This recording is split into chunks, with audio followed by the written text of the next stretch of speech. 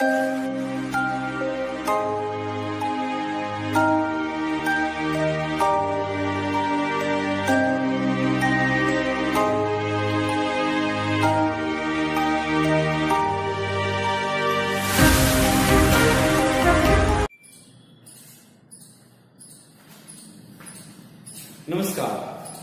SKG online classes में आपका स्वागत है।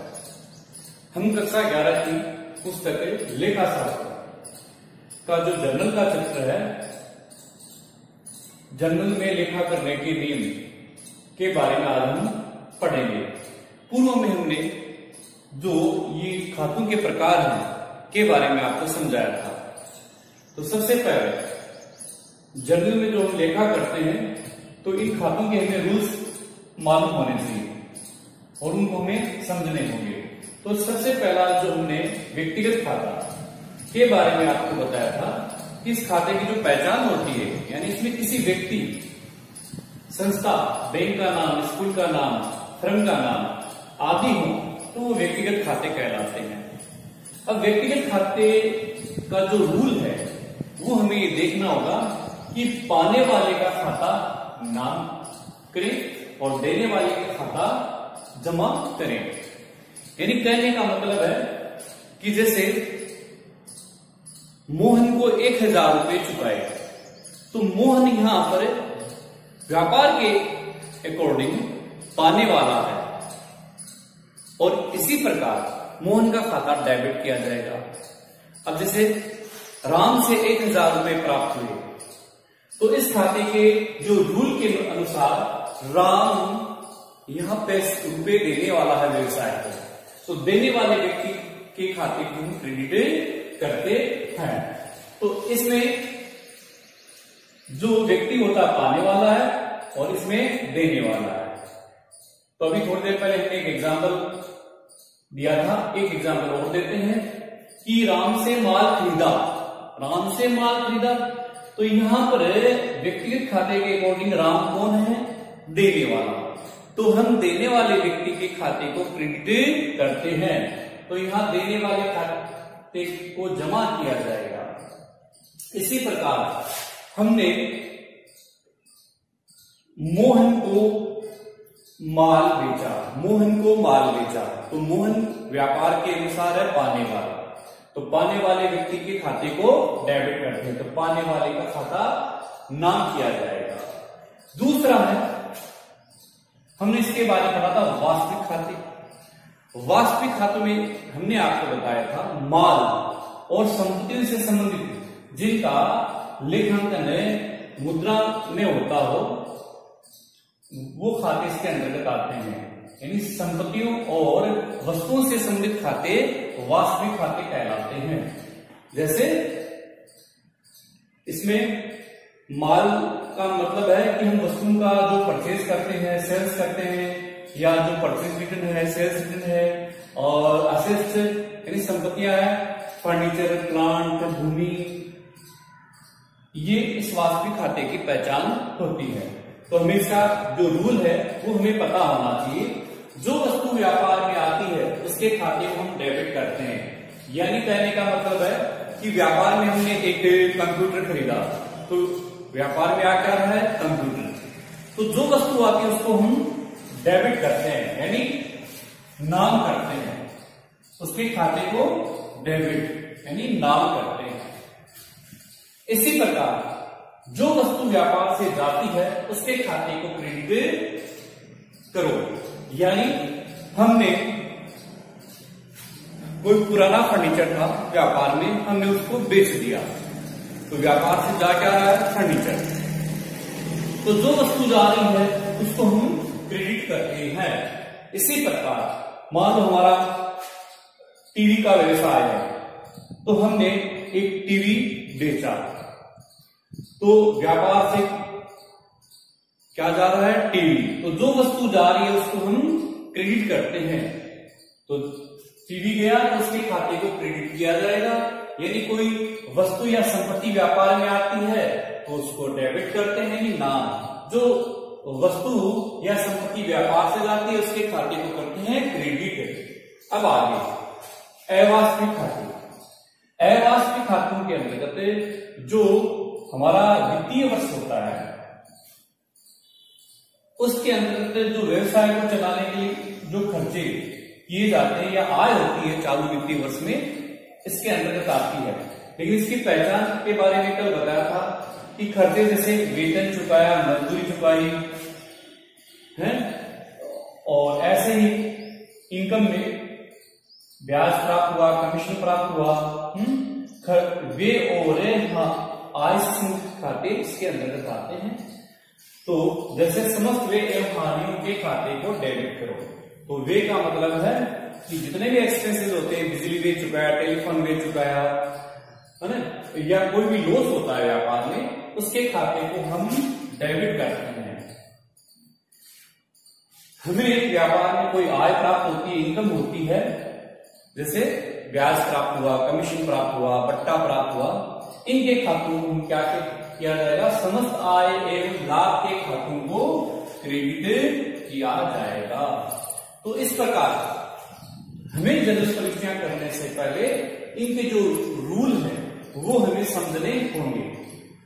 तो आपको पहले तो इनकी पहचान पता होनी होती है। व्यक्तिगत खाते की पहचान क्या होती है, जिसमें व्यक्ति, संस्था, स्कूल या बैंक का नाम हो। अब वास्तविक खाते की पहचान क्या होती है, वस्तु और संपत्तियों से संबंधित खाते इसके अंतर्गत आते हैं। और अवास्तविक खाते की पहचान क्या होती है, जिसमें वे समस्त खर्चों और हानियों को दर्शाया जाता है, समस्त आय लाभ को दर्शाया जाता है। इसके बाद पहचान होने के बाद इनके आपको जो नियम है, जर्नल में लेखा करने के नियम है, ये नियम आपको समझने होंगे और याद भी होने चाहिए। फिर इनके आधार पर हम जर्नल परीक्षाएं करना सीखेंगे अगली क्लास में। अब हम जर्नल में जो प्रविष्टियां करना है वो सीखेंगे। तो व्यक्तिगत खाता, तो व्यक्तिगत खाते का जो हमने अभी रूल हमने पढ़ा था कि जो व्यक्ति पाने वाला होता है उसको डेबिट करते हैं और देने वाले व्यक्ति के खाते को क्रेडिट करते हैं।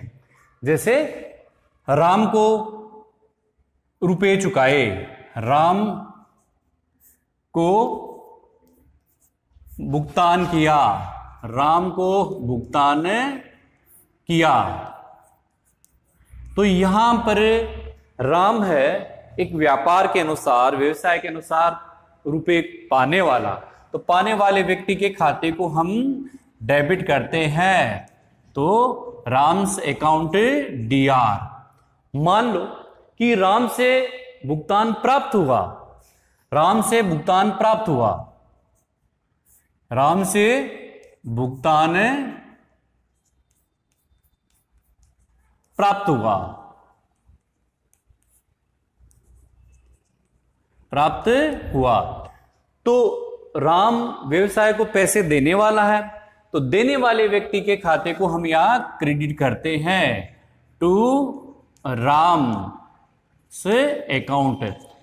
यदि हम राम को पेमेंट करते हैं तो राम यहां पर तो है पाने वाला, तो पाने वाले व्यक्ति के खाते को हम क्या करते हैं, डेबिट।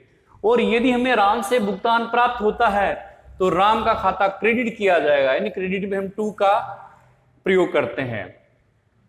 इसके बाद ये तो होता है व्यक्तिगत खाते में जो जर्नल बनाने का जो नियम है उसके आधार पर हम व्यक्ति को डेबिट या क्रेडिट करना सीखते हैं।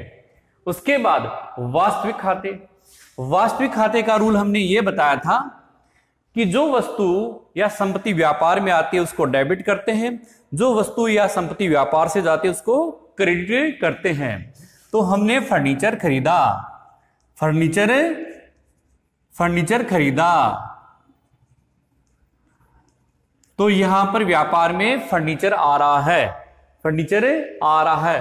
तो जो वस्तु आ रही है उसको, जो वस्तु या संपत्ति आती है उसको डेबिट करते हैं, फर्नीचर अकाउंट डीआर टू। तो हमने फर्नीचर खरीदा है व्यवसाय के लिए, तो व्यवसाय में फर्नीचर आ रहा है, तो जो वस्तु आती है उसको हम डेबिट करते हैं, फर्नीचर अकाउंट डीआर।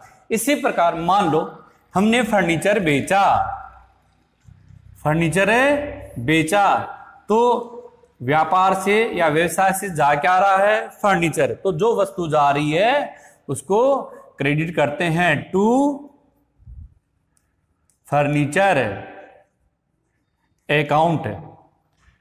यानी कहने का मतलब है, इसके अंतर्गत आपको बताया था वस्तु एवं संपत्तियों से संबंधित खाते आते हैं।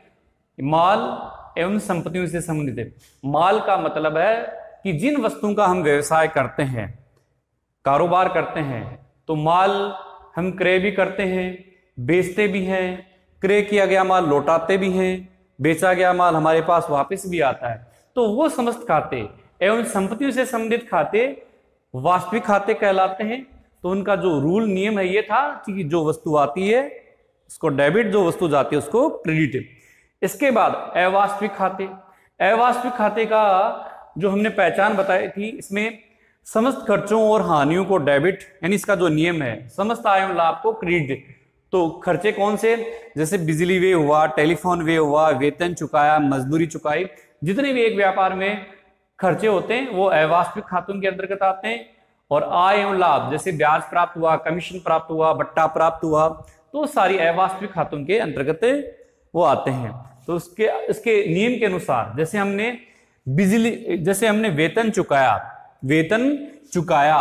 तो वेतन व्यवसाय के लिए खर्चा है, वेतन व्यवसाय के लिए खर्चा है, तो हम खर्चे को क्या करते हैं, डेबिट। तो सैलरीज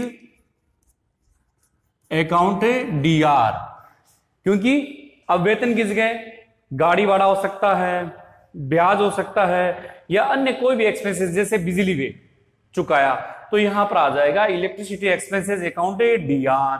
यानी जो हम पैसे व्यापार से चुकाते हैं खर्चों के लिए, उन समस्त खर्चों और हानि को यहां पर डेबिट करते हैं। इसके बाद मान लो ब्याज प्राप्त हुआ,